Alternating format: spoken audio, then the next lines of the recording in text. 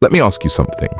Have you ever felt like you're doing everything right, texting first, planning the dates, being consistent, and still, somehow, you're losing her? She takes hours to reply, barely engages in conversation, cancels plans, throws in the classic, "I'm just so busy" line.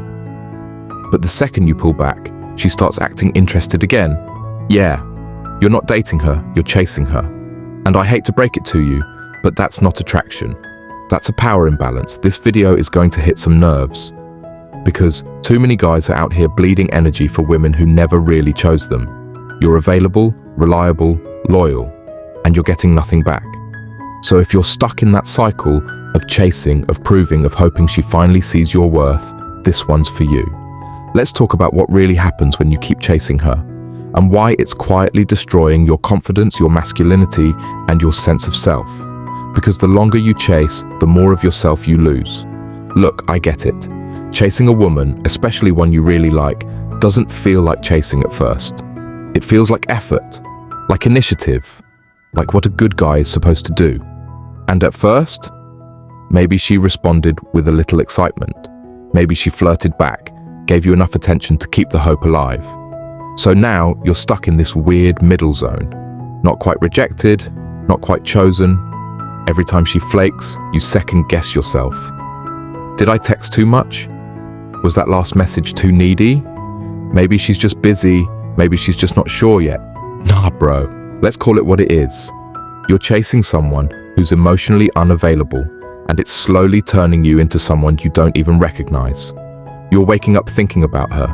You're checking your phone like it's a lifeline. You're overanalyzing every emoji, every delay, every dry lull. That confusion you feel, that emotional tension in your chest, that low-key anxiety like you're never quite good enough for her to fully choose you. That's your gut speaking. That's your inner masculine energy screaming something's off. But society won't validate that for you. You'll hear, be patient, be persistent. A real man doesn't give up easily. Yeah? Tell that to the guy who spent months proving his worth to someone who never intended to reciprocate. Let me tell you something. No one probably told you growing up. A woman who is truly into you won't make you feel confused. She'll show up, she'll engage, she'll reciprocate. You won't have to win her over because you already did just by being you. But when she's lukewarm, hot and cold, when you're always the one reaching out, always the one initiating, and she's just receiving, you're not in a relationship, you're in a performance. And that's exhausting. So before we get into the hard truths and the behavioral red flags, let me say this clearly. You're not crazy, you're not weak, you're not needy. You've just been taught to confuse pursuit with value. But today, we're breaking that conditioning. Today, we start reclaiming your self-worth. Now, let's talk about 8 things that happen when you keep chasing her. 1. You signal low value without realizing it. Here's a hard pill. When you chase, you're not showing how much you value her. You're signaling that you don't believe you're valuable enough for her to choose you without being convinced. Think about it. Would a high-value man, confident, grounded, self-respecting, spend his energy pursuing someone who gives him breadcrumbs? Of course not, because he knows he's the catch. And if she doesn't see that, cool. Next. But when you're over-initiating, double-texting, always available, always just checking in, you're basically saying, I'll overcompensate because I don't think I'm enough as I am. This isn't about ego. It's about self-trust. And once you start acting like you're the prize, you'll notice something wild. The game changes. Instantly. 2. You start to internalize rejection as identity. Every ignored message chips away at your self-esteem. Every cancelled plan becomes a silent story. I'm not interesting enough. She must be talking to someone better. That's how rejection trauma begins, not through heartbreak, but through slow emotional starvation. And here's the trap.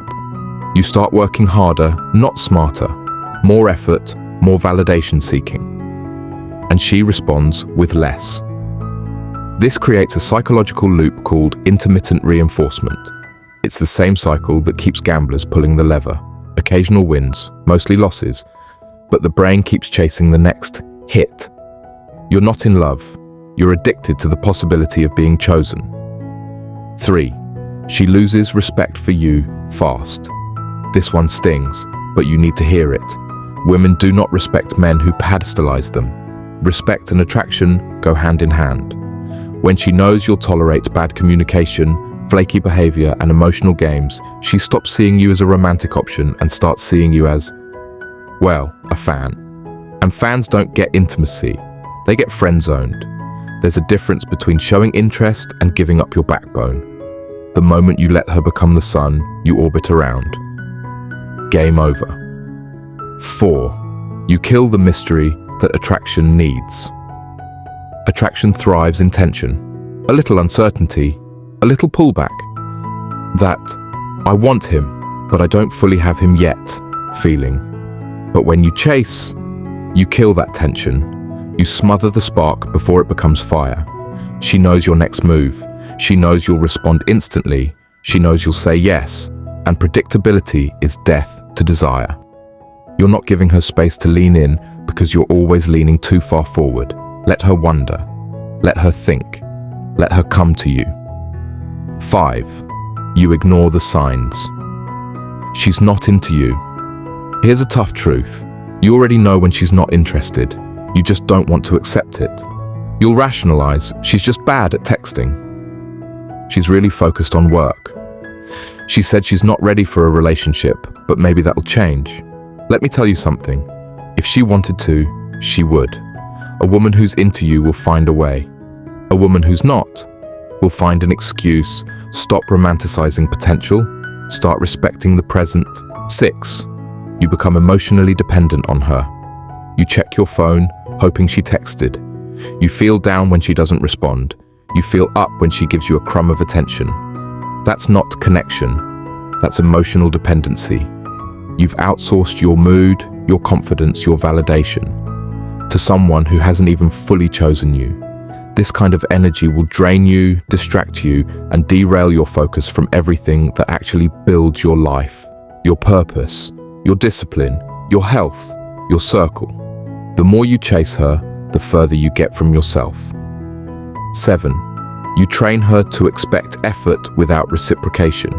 Let me ask you, if every time she pulls back, you push harder, if every time she cancels, you reschedule, if every time she gives little, you give more, why should she try? You're training her that she doesn't need to invest, that she can coast, that she doesn't need to step up. Relationships are co-created. You're not her emotional concierge, you're a man.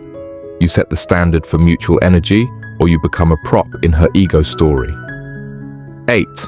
You lose the one thing that attracts her most, your center. The most attractive thing about a man? Centeredness. A man who's grounded, rooted, solid. A man who doesn't chase because he's already full. When you chase, you're uncentered. You're distracted. You're externally focused. And she can feel that. That's when her instincts tell her, he's not in his frame. He needs me to feel okay. I'm the prize here. That's when desire dies. Let me tell you about a guy I once knew. Let's call him Eric. Eric was smart, kind, well-spoken. He had a good job, took care of himself, didn't play games. And one day, he met her. Let's call her Lena. From the jump, Eric was hooked. She was beautiful, mysterious, warm, but distant. She'd flirt, then disappear, smile, then ghost. But every time Eric started to give up, she'd drop just enough breadcrumbs to pull him back in. He convinced himself that was part of the chase. So he did what he thought a good man should do. He always texted first, always made the plans. Bought gifts for her birthday, even though she forgot his. Waited hours for her replies, told himself she was just busy. He showed up, consistently, and she didn't. But he couldn't walk away, because he wasn't chasing her anymore. He was chasing closure, chasing the version of her she showed him in the first week, chasing the fantasy that if he just gave a little more, she'd finally love him back. And one night, over a drink, he told me something I'll never forget. He said, "Man, I'm so tired, but if I stop now, it'll feel like none of it meant anything." That's the trap. That's the slow, soul-draining trap of the chase. You stay not because it's good, not because it's mutual, but because you've invested so much of yourself, you don't know how to leave without losing you. Eventually, Lena moved on, started dating someone else. Eric saw the pictures on Instagram, her smiling, laughing, being everything he worked so hard for, with another man who didn't chase at all. And that's when it hit him. He wasn't rejected for not being enough. He was rejected for trying too hard to prove he was. That day, Eric stopped chasing and started rebuilding. Don't be Eric. Here's the truth, brother. You were never meant to chase love. You were meant to attract it by standing in your value, your center, your mission. When you chase her, you lose respect, hers and your own. You teach your nervous system to survive on scraps. You forget who the fuck you are. But when you stop chasing, that's when everything changes. Suddenly, you have time to build your mind, body, and purpose. Energy to give to people who actually reciprocate. Self-respect that no woman, no one can give or take away. Because here's the harsh but freeing truth. The one who values herself doesn't need to be chased. And the one who values you will meet you where you stand. So stop chasing. Start choosing yourself, your peace, your clarity, your vision. You are the prize. And when you really believe that, they feel it. And the whole damn game changes. If this video hit you deep, if you saw yourself in that chase, in the frustration, in the confusion, don't stay silent. Drop a comment below and tell me. What finally made you stop chasing? Or, if you're still in it, what's holding you back? Let's build a space where men can speak real truth, without shame, without games. And if you're ready for more clarity, more mindset shifts, more real talk that cuts through the noise, subscribe, turn on notifications. Because this channel, this is where you stop surviving modern dating and start dominating it.